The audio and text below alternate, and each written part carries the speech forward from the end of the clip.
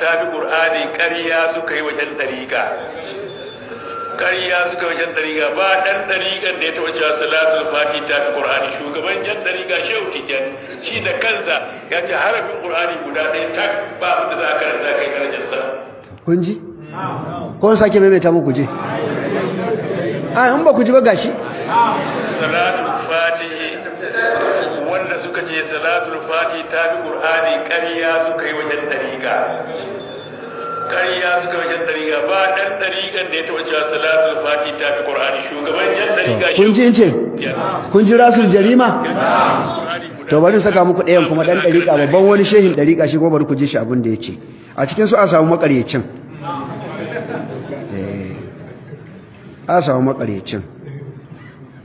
sai ya gaya wa shehu tijjani radiyallahu ta'ala wa raba wa annabi shi da shek masu ya gaya mai karo na biyu cewa karanta salatul fatiha marra daya tana daidai da dukkan tasbihin da ya fa cikin kawo baki daya sannan salatul fatiha kwana tana daidai da kowane irin zikiri sannan salatul fatiha kwana tana daidai da kowace irin addu'a babba ko kankana sannan salatul fatiha da ma'amulikan ka karanta marra daya tana daidai da saukar alqur'ani 6,000 kaga azuma shi da muke yi to yanzu an yi tarki kun ji ko ba ku ji ba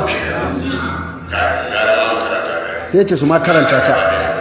Allahumma salli ala sayyidina Muhammadin al-Fatih lima ughliqa wal khatim lima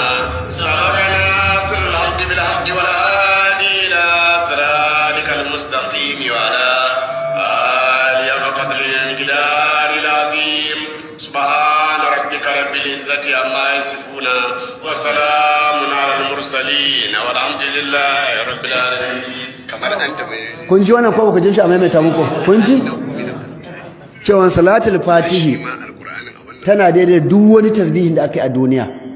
gaba ɗayansa ita kafa ɗaya ya sake cewa salatul fatihi tana daidai da duk wani zikiri da aka yi a duniya kafa ɗaya ya sake cewa salatul fatihi tana daidai da qur'ani sau 6 yace kai an yi sau 6,000 yace kai an yi taraki salatul fatihi tana daidai da qur'ani sau 6,000 yace kai mu ma karanta mu samu wannan falalan ta yanzu cikin su waye makareci wannan shi yayi gaskiya don abinda wannan ya faɗa yana cikin jawahirul ma'ani shi yana littafi amma wancan fa ƙarya yake yi